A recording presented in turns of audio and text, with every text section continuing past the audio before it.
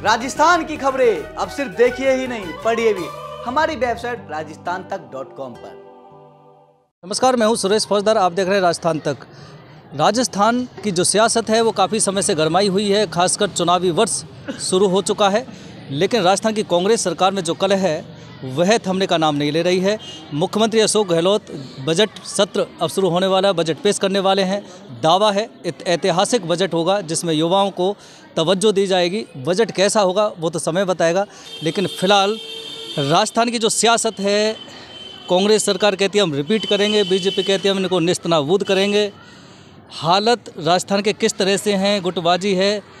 Sir, किस तरह से विश्लेषण करते हो आप इसका? विश्लेषण तो ये है कि कांग्रेस में गुटबाजी है तो बीजेपी में भी गुटबाजी है, दोनों ही पार्टियों में गुटबाजी है। ये तो समय बताएगा सरकार किसकी आती है। बाकी गहलोत ने कुछ काम अच्छे भी किए हैं, बाकी इनका अंदर का कलह बहुत बड़ा है, उससे रिपीट तो मुश्किल होंगे। हो सकता है कि बीजेपी आए, लेकिन बीजेपी में अभी तक कोई चेहरा नहीं घोषित किया गया है।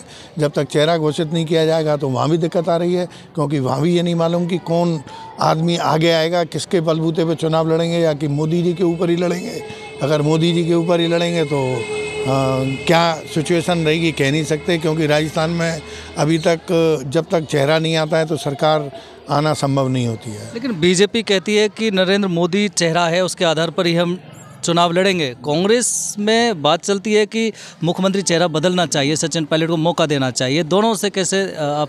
नहीं, सचिन पायलट जी को भी अगर मौका मिलता है तो सरकार नहीं आएगी। अगर गुर्जरों को अगर प्रभावित करेंगे तो जाट वोटर भी इनसे खिसक जाएगा, तो सरकार आने का मतलब ही नहीं है। अगर सचिन जी को आगे लाएंगे तो भी सरकार नहीं आ रही, सरकार तो नहीं आ रही। बीजेपी कहती है चेहरा तो हमारा नरेंद्र मोदी है। मतलब नरेंद्र मोदी के नाम से सरकार, अगर हिंदुत्व के नाम पर ही सरकार आएगी, बाकी तो किसी के चेहरे पर चुनाव नहीं है, सरकार नहीं आ रही। बिल्कुल, कहीं ना कहीं जो चुनाव होने वाला है उसमें हिंदुत्व एक बहुत बड़ा मुद्दा भी हो सकता है। और भी हमारे साथ है। सर, आपका नाम जानना चाहिए? मेरा नाम जोगिंदर सिंह है। क्या हालात हैं राजस्थान के, और सियासत को लेकर क्या कहना चाहते हैं? राजस्थान के हालात जो है ठीक है अब तक तो, पर जो है अब जो इनमें कलह चल रही है उसकी जो है क्या नाम है राजनीति की, वो कलह ही जो है क्या नाम है मतलब आपस के जो मतभेद हैं, मतभेदों से ही सरकार जो है क्या नाम है उल्टी सीधी आ सकती है, जो है क्या नाम है या बीजेपी आए या कोई एक सरकार। तो क्या लगता है कि मुख्यमंत्री चेहरा बदलना चाहिए कांग्रेस में? मुख्यमंत्री चेहरा तो जो है क्या नाम है बदलना चाहिए। मुख्यमंत्री चेहरे का ही तो कलह चल रहा है, अशोक गहलोत का और इसका दोनों का जो है। तो इसमें तो जो है ऊपर हाईकमान जो है क्या नाम है वो अब जो लाएंगे, हो सकता है कि इसमें आपके अशोक गहलोत को ना ला के जो है सचिन पायलट को लाएं जो है। क्योंकि सरकार बनते ही 4 वर्ष हो गए और तमाम तरह के सरकार पर आरोप भी लगते हैं कि किसानों को जो वादा किया था वो पूरा नहीं हुआ, युवाओं को जो वादा किया था वो पूरा नहीं हुआ।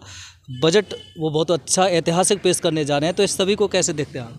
मैं अवतार सिंह संधू, और जो आज की जो प्रक्रिया चल रही है जो हमारे जो राजस्थान में जो है, अब तक के जो 4 साल निकले अशोक गहलोत के, ये बहुत ही अच्छे निकले हैं। जो काम किया है फील्ड में किया है, शहरों किया है, बहुत अच्छा काम किया है। और ये कलह तो हर पार्टी में, बीजेपी में भी है, कांग्रेस में भी है।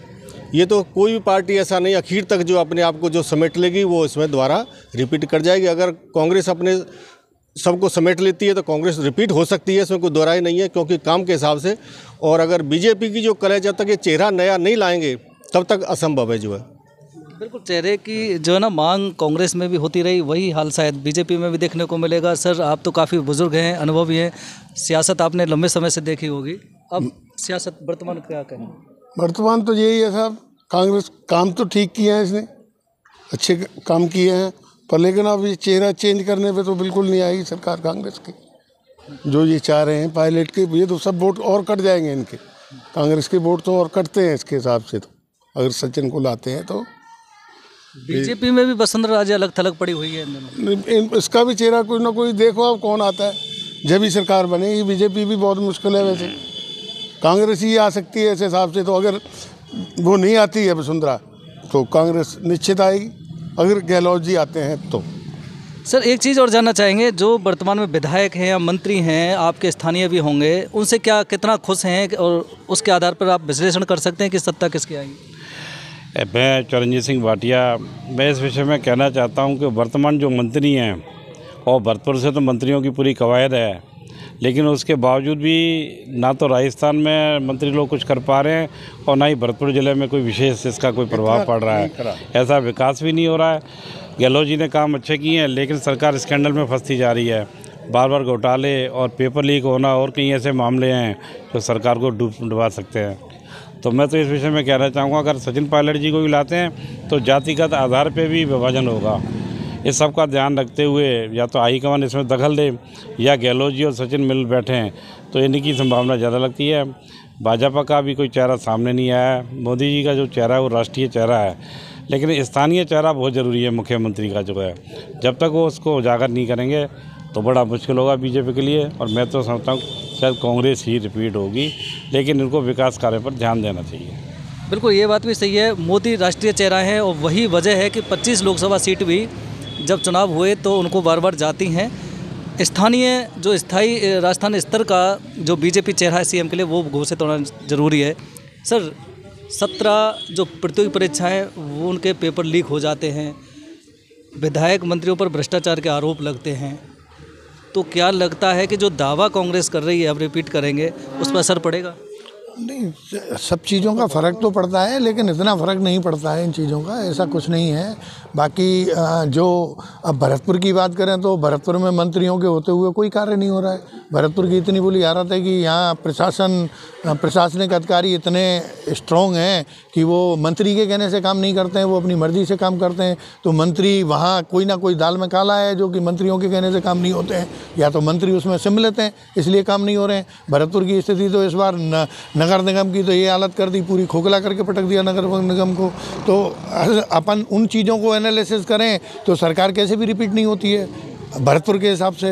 बाकी ऊपर के लेवल से काम बढ़िया हुआ, कहीं जैसे चिकित्सा के लिए अच्छा किया, कुछ काम इन्होंने बहुत अच्छे किए हैं, और कुछ में इतना नीचे स्तर पे इन्होंने जो काम है, अब औद्योगिक स्तर इनका जीरो है, अपना कर्मचारी का लेवल है, अपन बेरोजगार हुए पड़े हैं, रोज़गार नहीं मिल रहा है बच्चों को, वो परेशान है। तो इफेक्ट तो सब चीज़ों का आएगा। और फिर लास्ट में जब बीजेपी हिंदुत्व का नारा देगी तो सरकार किस करवट बैठेगी कुछ नहीं कह सकते। बिल्कुल, तो जो पूर्वी राजस्थान की जनता है उनके विचार अलग अलग हैं, लेकिन इतना ज़रूर एक मांग उठती है कि कांग्रेस में जिस तरह से हालात हैं, चाहे एग्ज़ाम जो है उनके पेपर हैं वो लीक के मामले हों, चाहे भ्रष्टाचार के आरोप हों, जनता प्रताड़ित है। लेकिन उसके बावजूद भी कांग्रेस का दावा है रिपीट करेंगे और बीजेपी का दावा इनका नेस्तनाबूद करेंगे। लेकिन लोगों का कहना है कि नरेंद्र मोदी के अलावा राजस्थान में भी बीजेपी सीएम फेस का कोई चेहरा होना चाहिए।